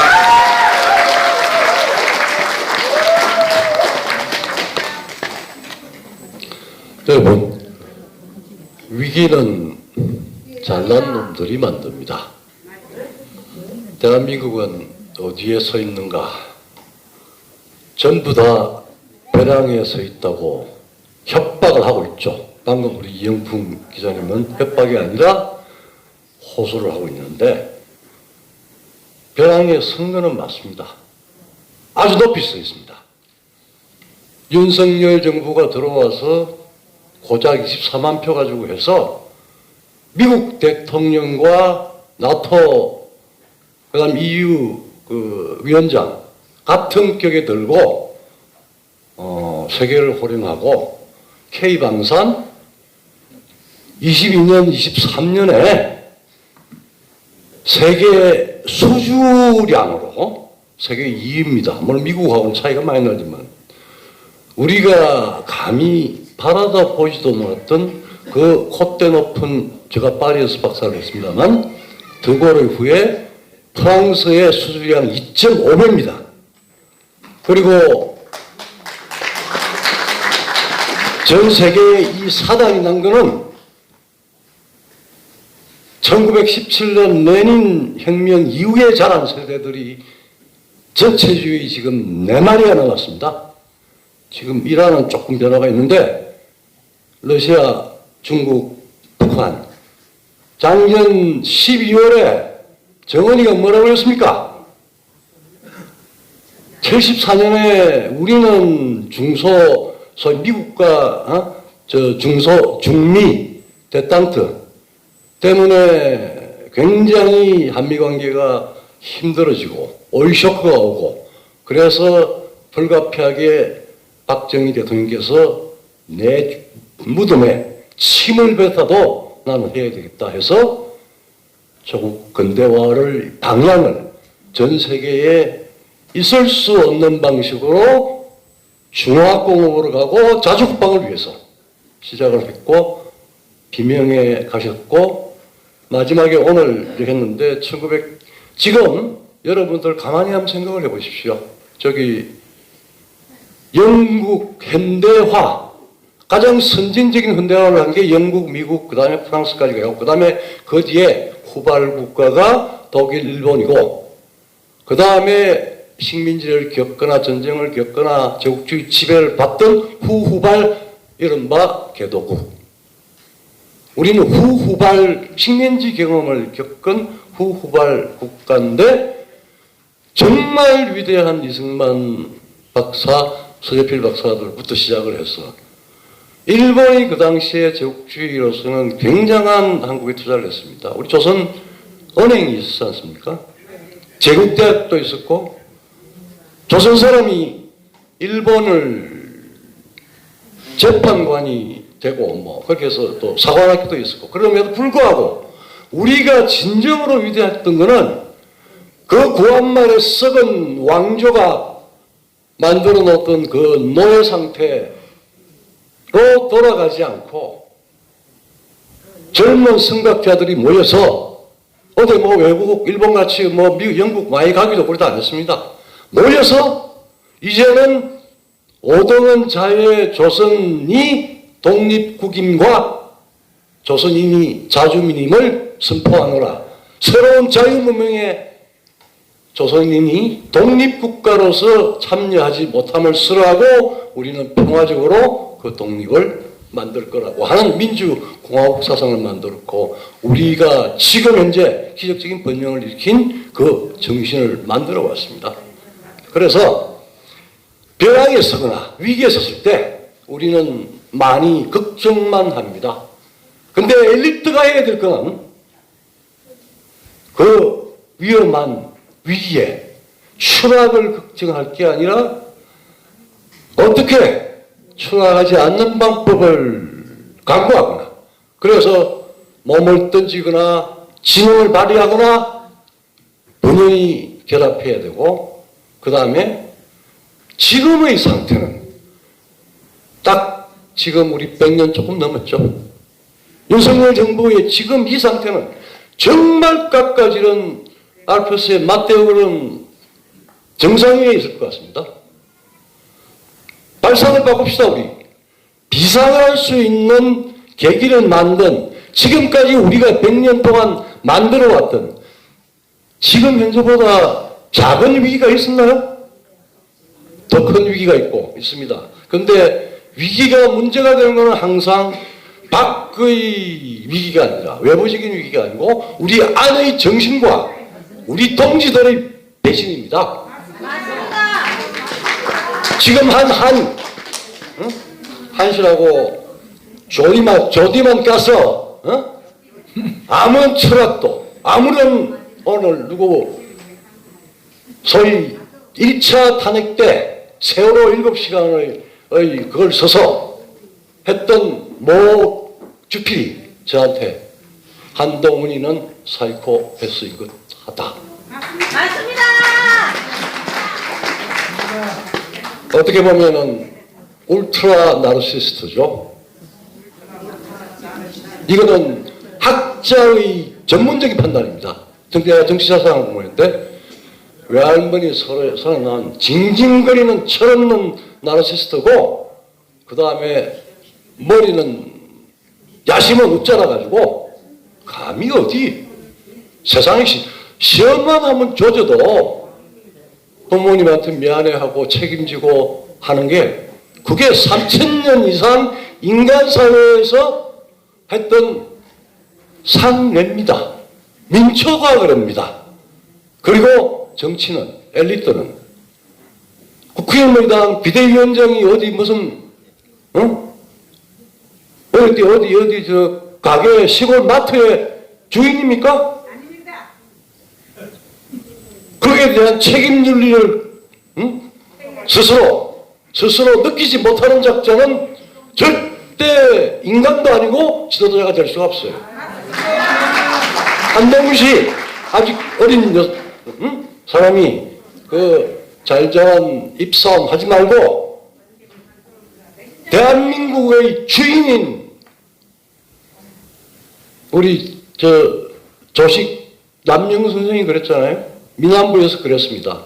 권력은 임금이라도 황제라도 한간 바다와 물속에 떠있는 배의 편주에 불과하다.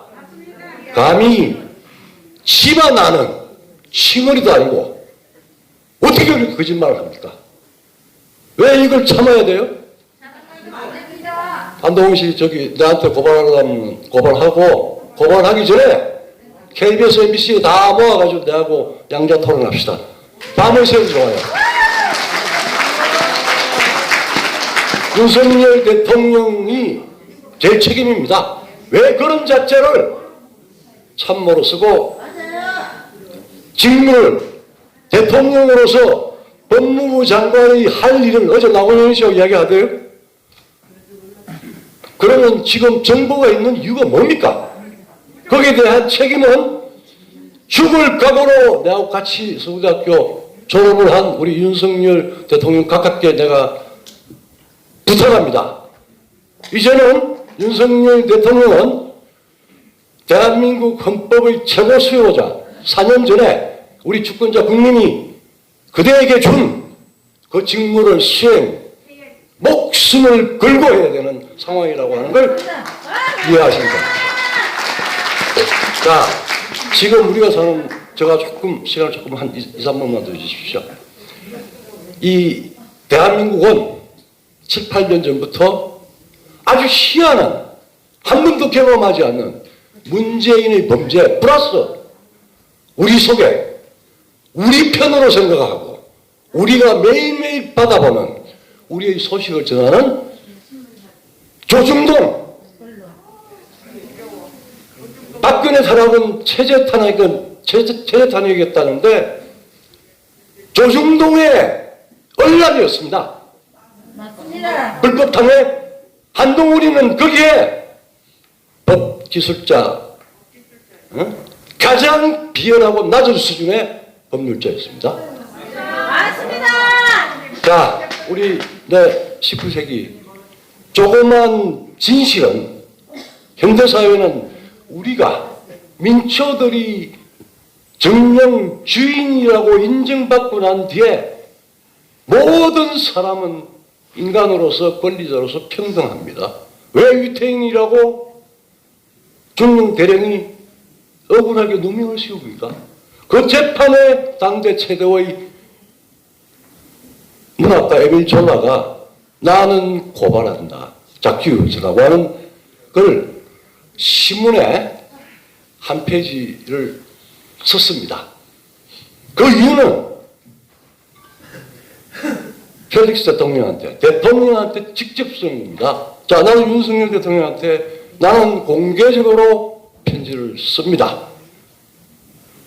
지금 대한민국이 처한 상황이 구체적인 범죄자들은 거악이 있습니다. 이재명, 조국, 지금 192석을 딴 그 속에 거악이라고 하는 사람이 10명이 넘습니다. 그리고 우리 내부에 한 놈의 악동이 있습니다. 왜 그거 처리 못합니까?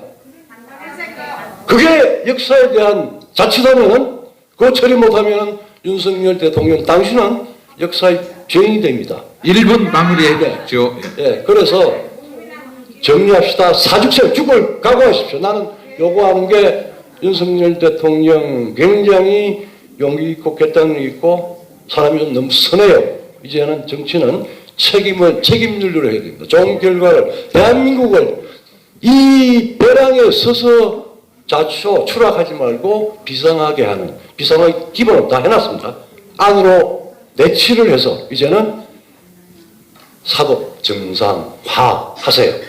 첫째는 사법 정상화도 개개인에 대한 사업이 아니고 대한민국이 40명이 주권자 내 생명과 같은 내가 존재하는 이유를 부여받은 선거권 투표의 무결성 1%라도 사람들이 의심하면 안 됩니다. 40%가 의심하고 있잖아요. 맞습니다. 그걸 방치할 것인가요?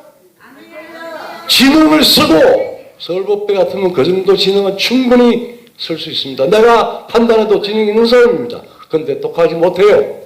죽을 각오하고 합시다. 나는 했습니다. 네. 그다음 두 번째.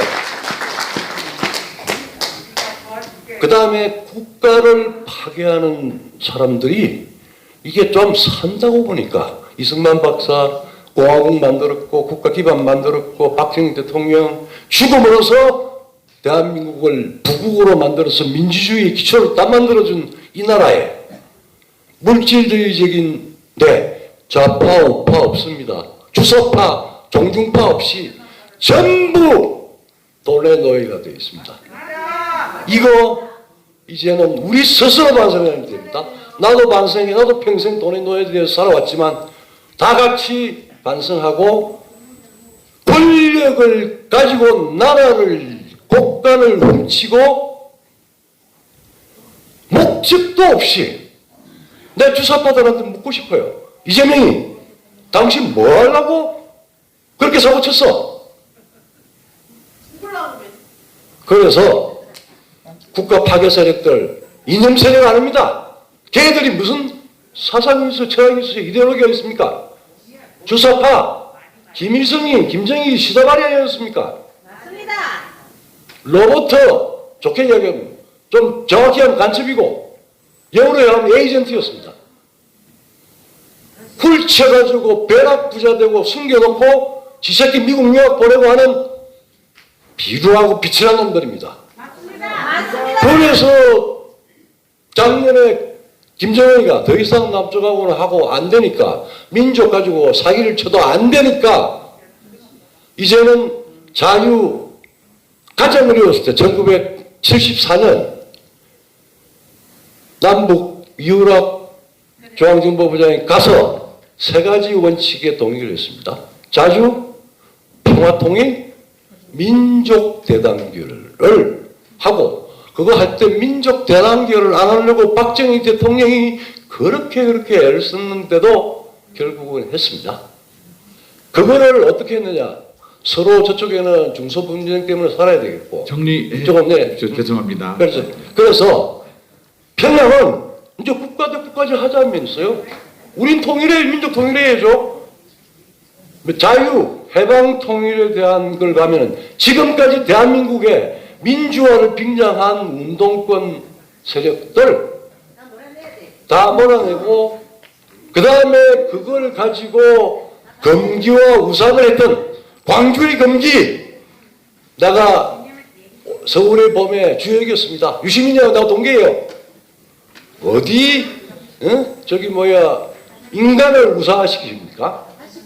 광주가 그렇죠. 그 다음에 지금 광주에서 그거 한 거 지금 다 당장 우리 정규모에서 요번에 문재인이가 만들었던 또 무슨 과거사 550 4억인가 쓰고 그거 완전히 광주 민주당에서 만들어낸 광주 특별법에 전면 위반됩니다. 우리 선진아 변호사들 이런 고발을 지금 그 확정되면은 지금 위원회에서 만들었던 그 보고서를 가지고 지금까지 광주에 대한 진실에 대해서 완전히 위반됩니다. 다 집어넣으세요. 그거 호송하십시오. 그 다음에 세 번째로 마지막으로 체제 해체를 하려는데 체제 해체가 됩니까? 전부 돈맛에 찌들어가지고 전직 대통령이라고 하는 작자가 퇴임 하루 전에 남은 두 대통령을 감옥 넣어놓고 자기 연금 세금도 안 내고 1년에 한 달에 1,500만 원씩 1,400만 원씩 받고 70명의 경호원을 쓰고 거기에 대한 일국의 나를 망쳤던 안 망쳤던 그런 소시오패스 인간 이하의 사람들이 존재합니다. 근데 마지막 지금 이 사단은 특검도 아니고 탄핵도 아니고 헌법 납치에 있습니다. 조선일보하고 한 달 전에 조선일보의 가장 반치가 센 강천석이가 이제 개헌을 생각을 해야 할 때라고 썼습니다. 그 다음에 2016년 JTBC 그 사기 정리를 해야 될 것 사기 같아요. 하기 전에 정말 죄송합니다. 사기하기 전에 썼습니다. 그래서 지금은 87년 체제를 포럼을 만들려고 합니다. 이제는 크게 보고 하고 저기 저 듣기 좀 나가요. 저기 그러니까 선진 변호사협회에 하고 싶은 얘기가 있는 사람도 있잖아요. 그런 얘기 계속 들어오고 아닌데. 네, 이제 예, 정리 이제 예, 하고 있습니다. 예, 조금만 기다려. 예, 마무리해 주십시오. 지금 내가 하는 이야기 말씀 저기 뭐야 근데 저기 그만하겠습니다 하는데 예. 그거는 지금은 우리 내부에 자도 우도 뭐 합을 없습니다. 네. 내부에 잘난 엘리트들이 썩어도 너무 썩었고 네. 이제는 다시 반듯한 엘리트 오블리제 엘리트가 뭘 해야 되는지 목숨을 던질 때 목숨을 던지고 투쟁할 때 투쟁하고 바른 말 하고 네. 제발 사리사욕 버리고 좀 반듯하게 살아서 10년 내에 세계 2위로 가는데 우리가 힘을 합쳐야 되겠습니다. 죄송합니다. 네, 고맙습니다. 열띤 발제와 토론 모두 마쳤고요. 예의상 우리 발제자 두 분께 그 답변할 시간을 드려야 되는데 그 전에 우리 청중께서 오늘 3시간을 넘게 기다리셨고 지켜봐 주셨습니다. 끝까지 지켜봐 주신 여러분께도 제가 또 발언 기회를 몇 분께는 좀 드려야 될 것 같은데요. 많은 분께 드리지 못하고 많은 시간 드리지 못함을 송구하게 생각합니다. 우리 선진변협 도태우 변호사님 앞으로 잠깐 나와 주시고요. 또 발제하신 두 분도 답변 어떤 질의가 올지 준비해 주시고요. 질의 우리 청중 중에서 한 3분 정도 30초 발언 드리겠습니다. 먼저 신청하신 분, 네, 30초입니다. 네, 네, 그 자리에서 해주시면 됩니다. 그 다음 발언하실 분. 오늘 도태우 변호사 그 선진 변호 발족을 정말 때늦은 감이 있지만은 축하드리고 발제자들이 말씀하신 것처럼 참여연대, 민변, 그 다음에 독재정당, 더불당 이것들을 구체적으로 앞으로 사안마다 좀 집요하게 해주시기를 바라면서 축하하면서 저는 하나 더 오늘 거론 안 된 거 사법부에 대해서 한번 감시 고소고발을 좀 해주십사 하는 얘기입니다. 네, 사법부에 대해서. 사법부. 아니요, 저 질문 시간은 30초라서 지금 이미 지났으니까요. 공직선거법 위반에 지금 나와 있는데도 처벌 규정이 없어가지고 지금 황운하 같은 이런 친구들 3년, 4년, 5년 이렇게 가고 있는 거를 구체적으로 저는 형사법으로 직무유기로 고소고발을 할 수도 있고 또 대법원 규칙으로도 징계도 할 수도 있고 또 네, 질문 마무리해 주세요. 우리 법 연구에 국제인권법 연구에 이런 좌편향의 카르텔이 존재하게 하는 거 이런 것들 집요하게 물고 늘어질 수가 없겠느냐 요거를 도태우 우리 대표님께 답변 네. 부탁드립니다. 예, 여기 행사 대관 시간이 훨씬 지나가지고 1분 진행하실 때마다 그 질의할 때마다 10만 원씩은 내야 된다고 합니다. 예. 질문 30초는 제가 봐드리겠습니다. 30초. 1분 하시면 10만 원 내셔야 돼 이제 대관료. 30초만 하실 분. 네, 없네요 이제. 자, 우리 도태우 변호사님, 우리 청중 중에서 사법부의 그 황운하 이거 국회의원님이 다 채우고 말이죠. 윤미향도 다 채우고 최강욱이도 다 채우고 이거 어떻게 해야 되느냐? 네네. 답변 바랍니다. 네, 사법부에 대한 문제 제기해 주신 거 너무 감사하고요. 당연히 저희 오늘 행사나 세미나에서 나왔어야 될 말이고 저희가 변호사 직역 자체가 소위 법조 3륜으로 그 재판부, 검찰 그리고 우리 이제 변호사 직역이 그 법조계에서 그 크게 특히 우리나라에서 지금 사법부가 저는 최근 약 10년간의 우리 사회 퇴행에 큰 책임이 있다고 생각됩니다.